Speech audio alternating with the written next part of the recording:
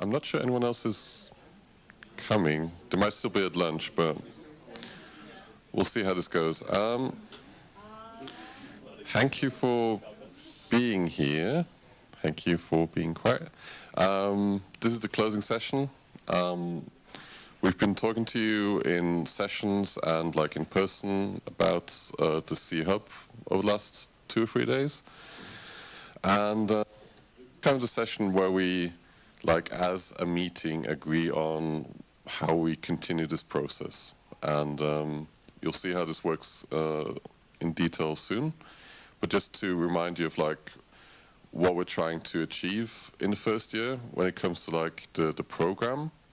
We have the administrative work, which basically means, as an example from the session yesterday, is to centralize the resources, like apply for one central grant, so like not every like CEE community has to apply for a grant, but like there's a central grant that like makes it easier for people to, sorry, well it's only for you, Grzegorz, like for everyone else it's fine, okay. So something that we already do with CEE Spring, but I think it's a good model that we can also roll out into other programs and projects that we do together. The second pillar is the Programmatic Pillar. One example for that is to connect initiatives and activities across the region. Like, for example, if someone is doing a competition about a certain topic, to also like connect other communities to the same topic. And also support the organization of regional meetings. I think in the first year that will mostly be the CEE meeting 2023. You'll hear more about that in the actual closing session. But like the goal is also like to support those regional connections that you can also only achieve through like in-person meetings, for example. And the third pillar is the communication pillar, where we are trying to assess like how we can we connect to each other in the region, like be it through Facebook or Telegram or other channels, and try to improve this so like everyone's on the same level. Because the funny thing is today, or yesterday, I realized that like a lot of people from the CEE meeting Telegram group weren't in the general CEE Telegram group. So that was kind of nice to also like get a few more people in the general CEE Telegram group. And also, one thing that we're going to be doing is also like try to summarize what's going on an international level, so like individuals don't have to spend that much time on figuring out what's going on. Okay, just to explain a bit like how the CEE Hub works internally. We've written a document where we detail this in person, where we detail this like extensively on Meta. The link is here. That you can, when the slides have been published, you can click on. And just to reiterate, like the CEE Hub coordinator will be the focal point of this whole project. Like she is basically the project manager of all of this. The steering committee is there to support her and like to make sure that this is done like in a proper way.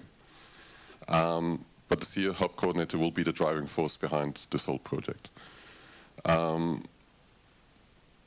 Something else, yeah, the steering committee supports the CEE Hub staff with the knowledge, so it's not like, as we had the question on Friday, it doesn't really matter how much edits Barbara has, it more matters like how many edits the steering committee has, and I think in that regard, we're quite well covered, for example. But also like, and you'll see that when we present the steering committee, you'll see like the expertise that various people bring into the steering committee, which will be very helpful for the whole project.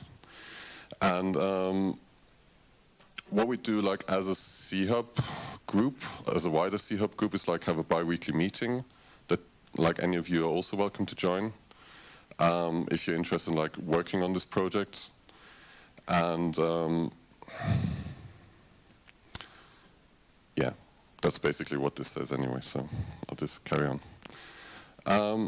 So this is like more from perspective like what, and spoiler, like I'm going to be on the steering committee, so that's not going to change. What we are going to do, so the steering committee is determined by this annual meeting. Until we have a better process of doing this, like this is really the only gathering that we have that can kind of like come to a common understanding of what the direction should be. The steering committee is the deciding body of the CEE Hub. So far we've tried to do everything like in consensus in the wider group, but if that's not possible for some reason, the steering committee is there to make the final decision, and also like to manage the staff, for example. The steering committee signs off on the grant application and the agreement. So, for example, for the first year, I am the one who personally signed the grant agreement, and this will be the process until we for example, create an organization that covers this. Something that I think is also important is that the steering committee is the main contact for the foundation. So it's not necessarily the CEE Hub coordinator, because the CEE Hub coordinator is not responsible for the grant itself. Something that's also, I think, important in terms of making this whole work is that the steering committee will meet twice a year to figure out how this project is working and how we can improve it, and to work on the next steps in this project process.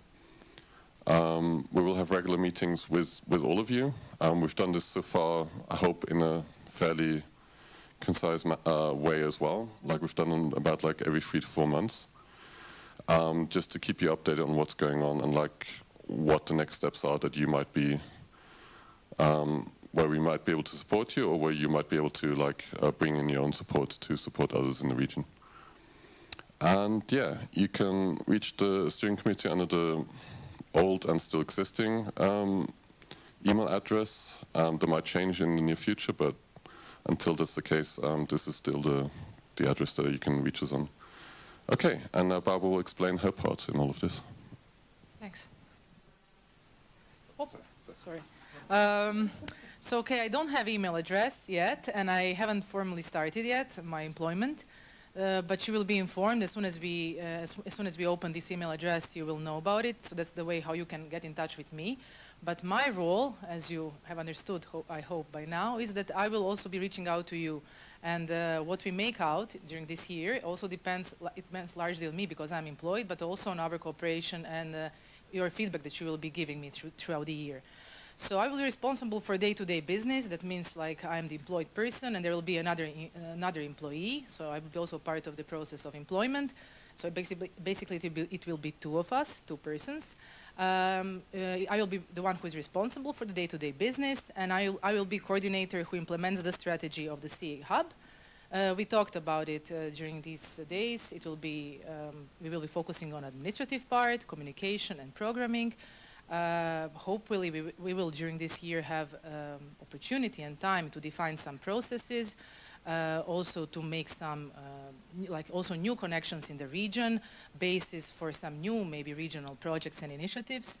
I will be focusing on that because I think it's very important, and hopefully I will also be, or I will be, the focal point where you can turn to when you don't know where to find some kind of information. And then it will be my job to find out from where and how to connect you with someone, or also to do part of work. And basically I will be there for you during the year. We were discussing that we will have some open hours, every on weekly basis. So when I start, I will let you know when the time slot is or day. But also apart from that, we can always agree for a chat and to meet up or talk. Okay, I will be the responsible one also to some extent for managing this project, although Philip is the one who signed, but I will be implementing it, so I will be regularly informing steering committee about how everything is going regarding budget and also your feedback. And well, that's it, I think. Thank you. Okay, and now we come to the Meet the Steering Committee part. First we have Clara. So this is going to test my CEE language skills a bit with all the names, but first it was Clara Joklova from the Czech Republic, who will be the HR person for Barbara. So she will manage anything that pertains to Barbara's employment in a way that when you, in terms of managing that her time, for example. And she's also the liaison to Wikimedia Europe and the ED group, which are like international groups of people that are quite important also for like our development. And her expertise like is in management, like management of people, for example, and also organizational development. There's a typo in there. Okay, up next is Kabilan.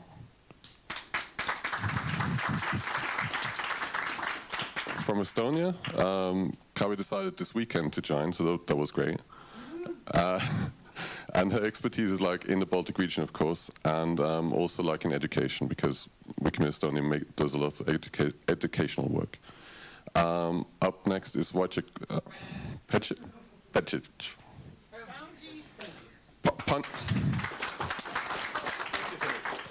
Could you pronounce it? Yeah, Wojciech Pędzich. Pędzich. Pędzich. Yeah, okay. I should know this by now. Wojciech is the AFCOM liaison, because he's also a member of AFCOM, which will be quite helpful, like in maybe understanding like some of the like the situation in the region that we might not be aware of, and also like understanding like the Wikimedia framework that we work in. Like that's where his expertise comes from. Next up is Michał Pachinski. Hello. Who's a board member of Wikimedia Poland, and also the connection to our fiscal sponsor, because Wikimedia Poland is running this, like, not running, but like managing the funds that we're using for this grant. And Michał's background in like financial expertise also helps a lot in like keeping all of this on track. Okay, next up is Gergő Tisza.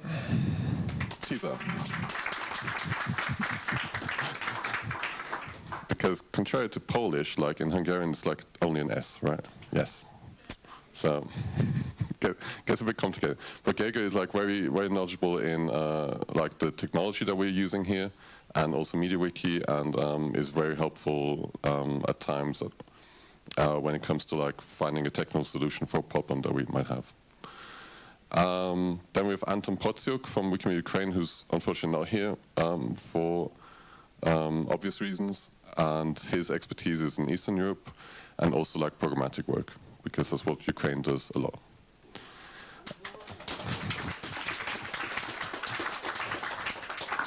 I'm not sure if there's a live stream, because like before the conference it says like only the closing and opening session are live streamed, but for the recording definitely, yeah. Next up is Tony Sant from the Wikimedia Community User Group Malta. It's a long name. Is Tony here? Yeah, hello. And Tony's expertise is like, because like the Maltese affiliate is a fairly new organization, like in like how those organizations develop, and like can bring that perspective into the work that we're doing, and also has expertise in media and education. Then we have Kirill Simonovsky from Shared Knowledge, North Macedonia, and Kirill is one like who knows quite well about Southeast Europe, and also is heavily involved in like all the CEE international projects that we do. And then it's me, Filip Kopecki from Austria. And my portfolio is to be responsible for the grants, so ultimately I'm the one like who's responsible for the funds and how they're used. So it's a bit like a chairperson position, but it's not, because we're not an organization. And my expertise from the last few years in the Wikimedia movement have been like grant making and project management. Okay, that's the steering committee. We do have some additions, because we don't only have a steering committee, but we also have like people who can help us like in very specific situations. And that's, for example, where Delphine comes in, Delphine Menard.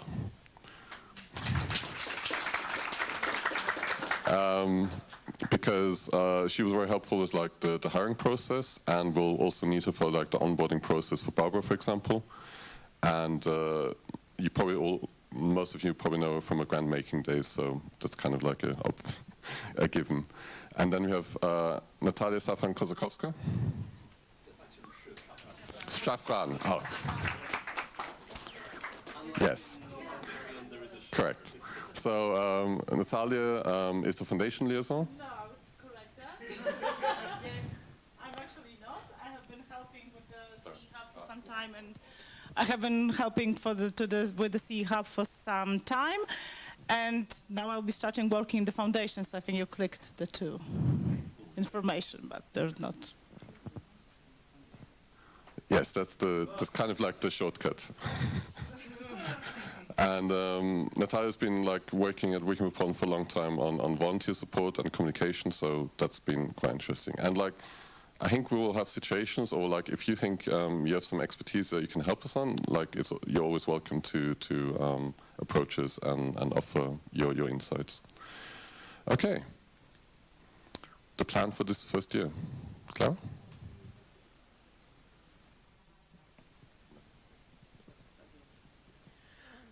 Okay, so we've already shared with you our plan for first year, which is quite obvious because this is the one-year pilot that starts on December and should last the whole next year. And here are displayed the main focus points for certain, let's say, quarters. So on December, we supposed to start to contact CEE communities and discuss special needs. Of course, this will go along with Barbara onboarding process. So it's on the same time, and we've been looking for the second staff member that creates the whole CEE Hub employee team. Then on February, we will start to support regional initiatives like CEE Spring 2023. May, next 3 months, it's already half a year, so 6 months, 6-month review of the CEE Hub pilot is coming. We will definitely share this with all of you, and it's the time to start support of planning the next CEE meeting. In August, it's obvious time for grant applications, so by then we will know better how to support these processes locally and regionally, and Barbara by then will probably know, hopefully all of us better, and know all of our needs and know where to focus her attention the most. And she will obviously be, for example, in touch with Chris and as a regional WMCF coordinator or like grant person and all the others. So these are, for now, the main bullet points. Of course, we will add much more into this. And I think we can go further. And again, you heard this many times, but just to review the one for the one who haven't heard. So this is the pilot project. The hub, it's the new construct, the new image, and we will fulfill the CEE1. So definitely it will take some time to describe and understand what CEE community needs. And we have, of course, we have goals that are displayed on the meta page. You can get all familiar with them. You can ever ask questions, and we will try to be as transparent as possible and as understandable for all of you. So don't hesitate to ask any questions, all of us. And we will have to evaluate for sure if we reach these goals or not, and change them accordingly. So there will be the 6-month review I mentioned before, and as well hopefully the grant preparation for the next iteration. And of course we will follow the whole strategic movement process.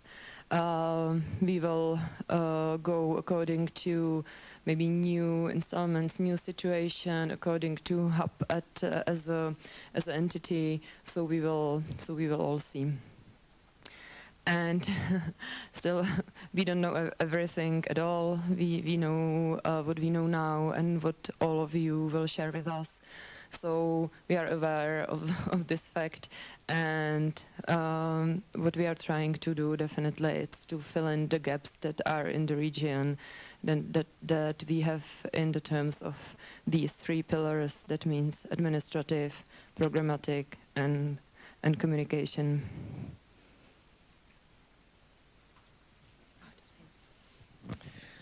So after having presented all this, we would like to ask you all if you agree to the first year of the CEE Hub as we have presented it. And the things that we would like to have agreement on are agreement on the composition of the proposed steering committee, agreement on organization and tasks for the steering committee and the coordinator, agreement on the outline of the plan for the first year of the CEE Hub. The idea is to say, basically kind of open the floor to objections or questions, but I want to ask formally, are there any objections to going forward with the hub in how we've presented it? And if there are, please just raise them now. And if not, we will consider that you all agree that this is the right way forward. Thank you very much. And I think we can have a big applause for the hub launching.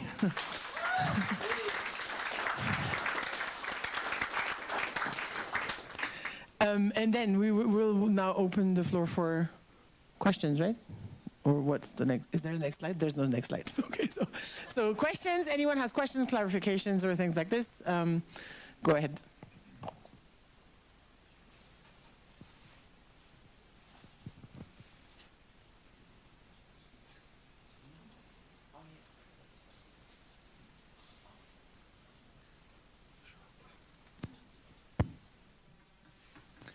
Thanks for the great overview, everyone. I wanted to ask, what can the community resources team do to help with the support that you want to provide for applicants and grantees in this next year?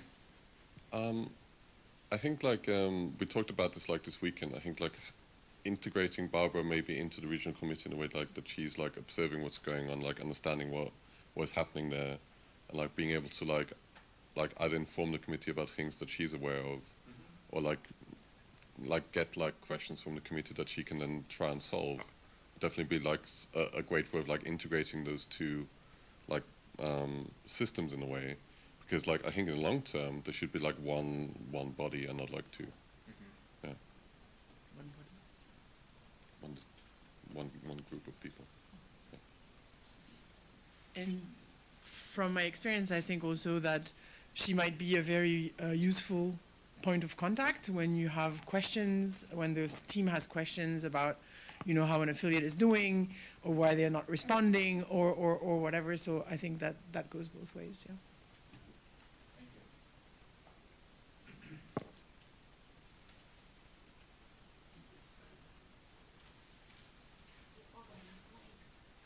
Over-explain.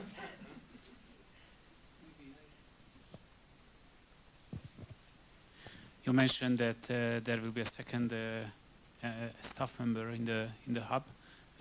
What will be the role, and what kind of skills and competencies do you expect? Is it clear already or not yet?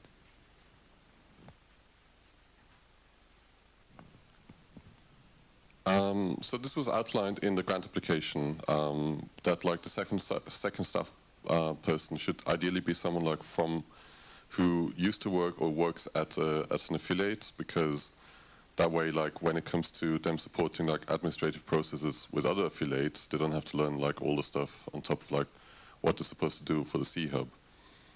We're pretty confident that we can fill this role fairly quickly, and it's basically that's the person that then will be in contact with you about supporting you with the grant applications, for example, or with other grant funding that would be possible. Yeah. Any other questions? I just got information of we only have 5 minutes left, which is a a bit surprising, but I think we can do that. No? Okay. 1 hour and 5 minutes, yeah.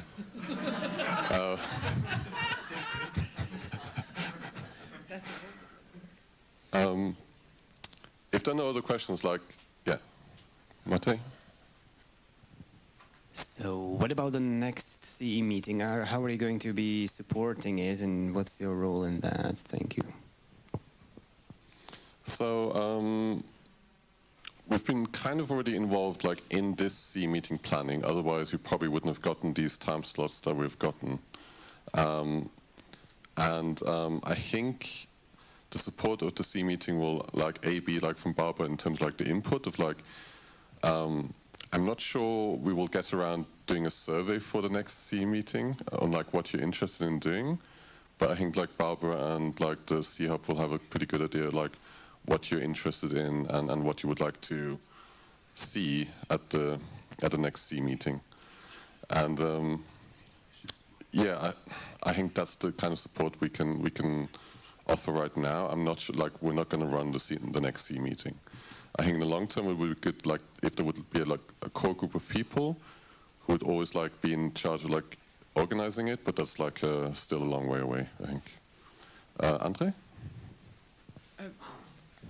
I want to add that on all of these initiatives, I think the hub has a function, and I called it like this, glue work, which is kind of try and fill the gaps. Of course, not all the gaps, because you can't have just 10 people working on the things that are not there, but really kind of identifying where the hub will help coordinate or not. Maybe there, you know, the team is going to present later what's going to happen next year. So maybe they don't need any help, and maybe they're just kind of already very skilled at what they do and things like this. So I think it's really about finding the places where the hub can really just kind of cement or yes, glue the pieces of the region together in a way, right? Or so that people work better together, that it's smoother, that they have, you know, a central place where they can come and work together if needed. But it's not about like superseding or coming over or like undercutting people who are already doing things. It's really much more of identifying with a better kind of vantage point and place to look at where you can see when you can keep the eagle eye view of everything that's happening, and then say, oh, there are synergies here or things that, you know, you could be doing together. So hopefully that's the way, I think that's the way the hub were developed in the movement strategy, and I think that's where we're going with this. So. Yeah, so my question was also regarding the next, or related to the next CE meeting. Do you expect that by that time you will have a process for renewing or, you know, changing the steering committee? And if so, do you expect it to be just as complicated as for the Wikimedia Foundation board? I mean, that's a bit of a loaded question, no? So we're definitely going to look into like how we can make this like a more like formal process. Like we didn't have the time for this meeting to do this, unfortunately. I'm just hesitant to promise anything because like the problem is like if you then set up a system like where people vote or like in certain lines, it's very difficult to come up with a system where people aren't left out. And we just need to try to figure out like how we can accomplish this like with the current like communities that we have. Also make sure that like no one that's like wants to participate in the CE Hub from the region is left out of like the decision making. So I can promise I will look into it and definitely have an idea, but I can't promise yet what that would look like or what will happen at the next CE meeting. Maybe you have an idea that you could share, right? And help along with that. It will definitely be simpler than that, yeah. Okay, any other questions? There are some more slides, by the way, but there are some more slides, but they don't pertain to like the questions or the agreement. Okay, then, oh, Ida? Microphone? Thanks. I was just wondering in general, like how do you see CEE Hub's planned activities in relation to Central Asia communities? And also we have some members that wanted to talk about it after today. So yeah, I was just wondering what it was your, if you had any discussions or... I mean, this like kind of goes back to like,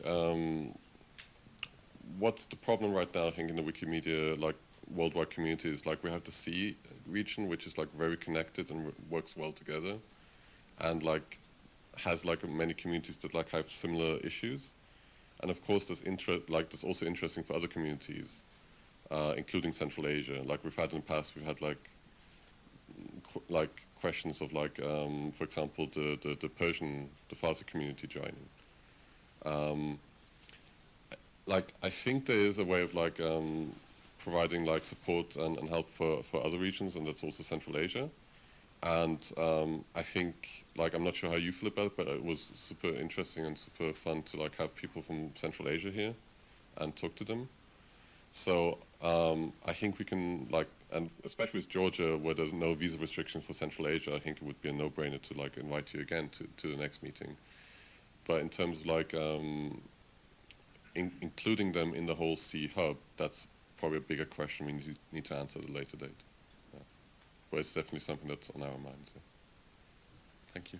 Heikki, microphone. The same goes with the Nordic Wikimedians. It includes Scandinavian and Baltic countries. Yes. So, like, it's funny. Like, I think Heikki has been at like many CEE meetings before. And yeah, okay, please. No, Kieran, come here. So that's a very good question. In the past, we used to have participants from the Nordic countries.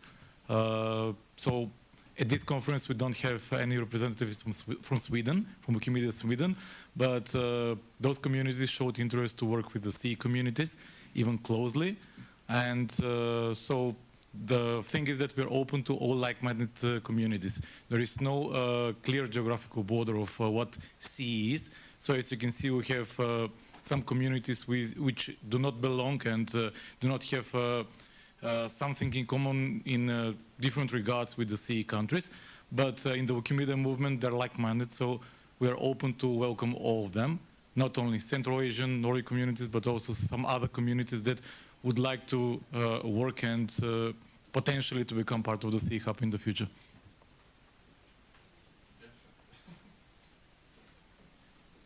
Just in practice, we are quite connected in the ED group with Wikimedia Norway, definitely Wikimedia Sweden.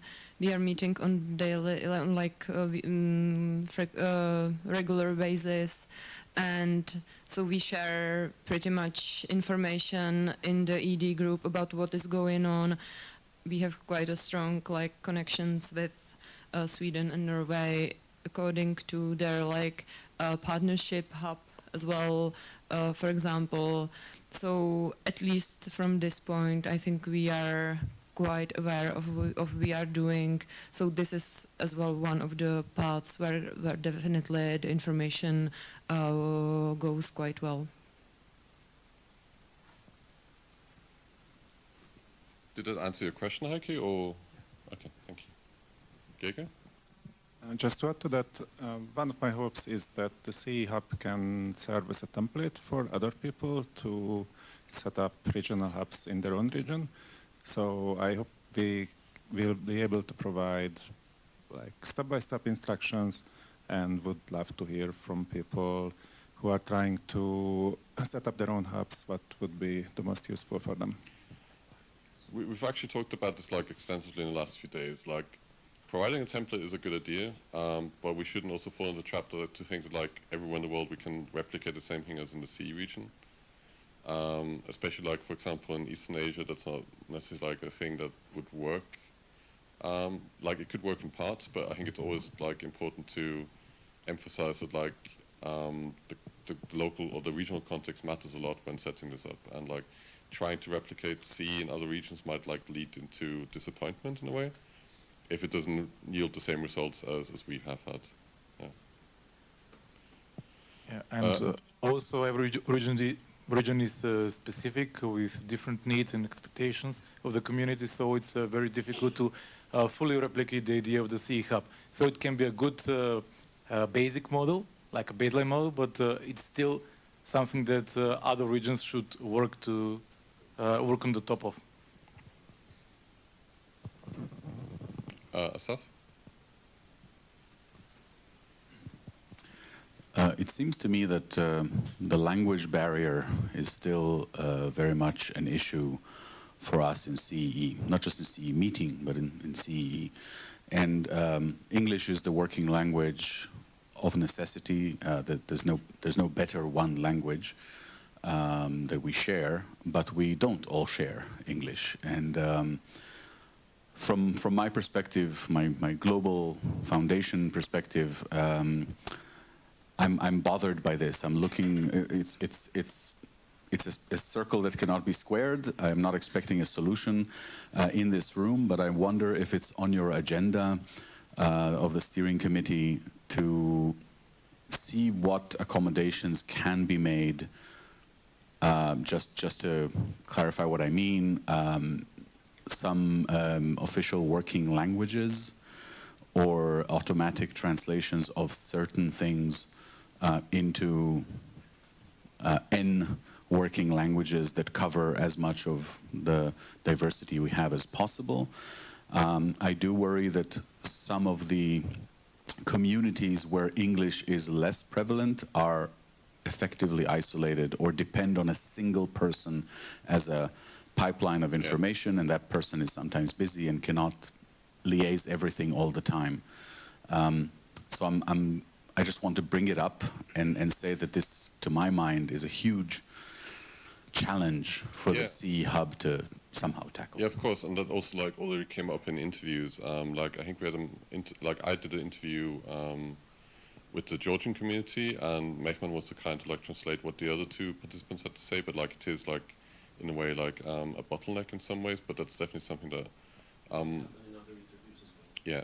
So we'll definitely like Farhad from Tatarstan is like part of the wider CE Hub group, so he's like aware of what we're doing, and he sometimes like provides quite insightful opinion on like what we could improve, and also sometimes translates pages. Maybe we have to do it in a more rigorous manner, but I think that's like a good first step in that regard. Thank you. Natalia? Yeah. I also was thinking about the language barrier because, of course, we have even people who go to CE meetings that would be usually people who understand English to some extent at least.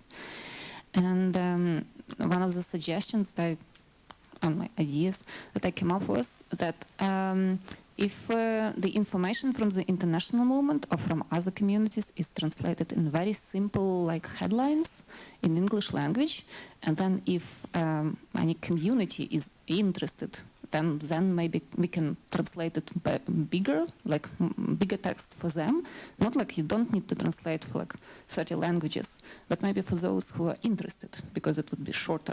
So maybe that the short information headlines can be like some facilitators or some, I don't know, ambassadors that can translate the headlines. And then if community is interested, then a request for more translation can be made. Mm-hmm. Yeah, as I said, like it'll definitely be like thank you for that suggestion. It'll definitely be something like in the conversations that Barbara and the steering committee will have with the communities, like how like it's part of communication in a way, no? Like trying to reach as many people as possible, and that also includes like reaching people that don't speak English. Yeah. Okay, any other comments, ideas, questions?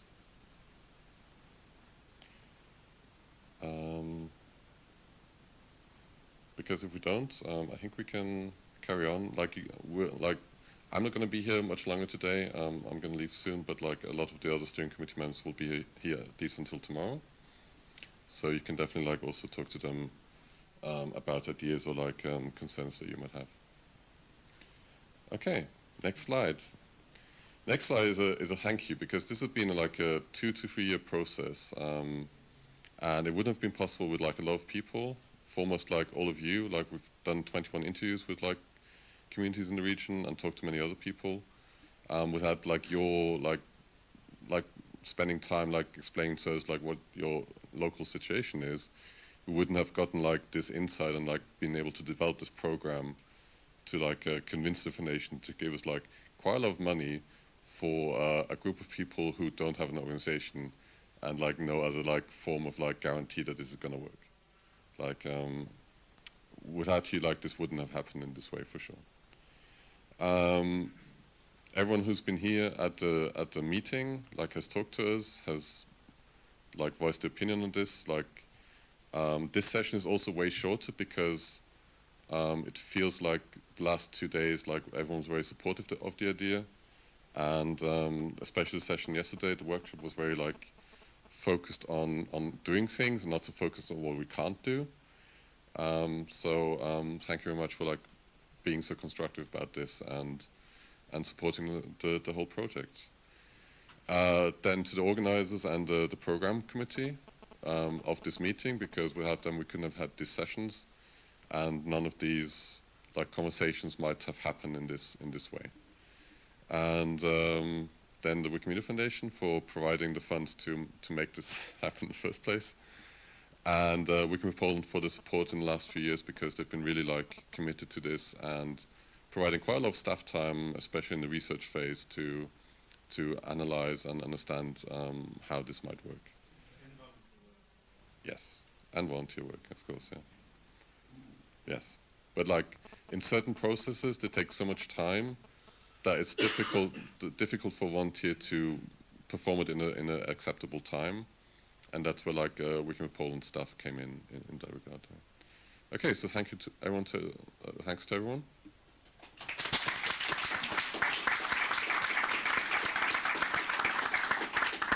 And that's basically it. There is one last housekeeping point that Natalia will talk about. Can you make sure that this part is not recorded? Yes, can we please turn off the recording for this?